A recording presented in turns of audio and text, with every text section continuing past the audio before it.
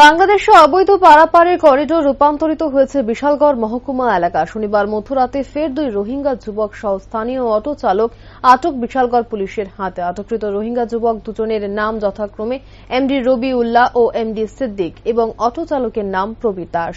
বিশালগড় থানার পুলিশ উত্তম ভক্ত চৌমুহনী জাতীয় সড়কের নাকা পয়েন্ট থেকে আগরতলা বিশালগড়গামী TR07 2397 নম্বরের যাত্রীবাহী অটো গাড়ি থেকে আটক করেছে তাদের।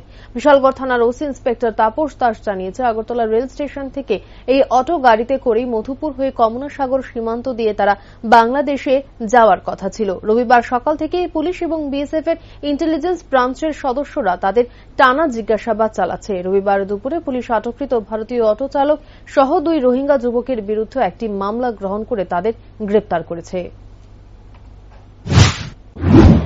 অ্যাকচুয়ালি আমরা ওই উত্তম ভক্ত চেকিং এর সময় একটা অটো গাড়ি আমরা পেয়েছি, তো এটা একটু সাসপেক্টেড মনে হয়েছে। আমাদের অফিসার চেক করছিলেন, তো ওনাদের সঙ্গে কথা বলে বোঝা গেল যে দুজন বাংলাদেশি আছে, একটা অটো ড্রাইভারও আছে।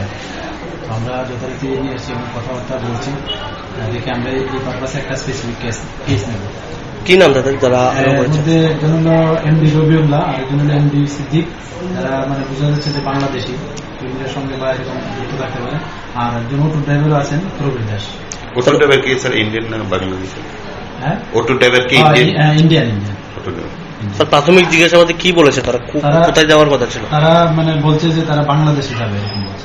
কোন জায়গাতে যাবে এরকম কিছু বলেছে? এরকম কোনো তারা স্পেসিফিক বলতে পারছে না, তো আমরা যদিও দেখছি। আমরা স্যার বিশালগড় এরিয়ার কি কেউ যুক্ত আছে তাদের সঙ্গে? এটা তো এখন আমরা একটা কেস নিচ্ছি, তো দেখি আমরা ফার্দার কোনো কোয়েশ্চেন থাকলে অবশ্যই জানাবো। স্যার যে দুজনকে অ্যারেস্ট করা হয়েছে তারা কি প্রথমেই এসেছে রাজ্যে? এই প্রথম এসেছে?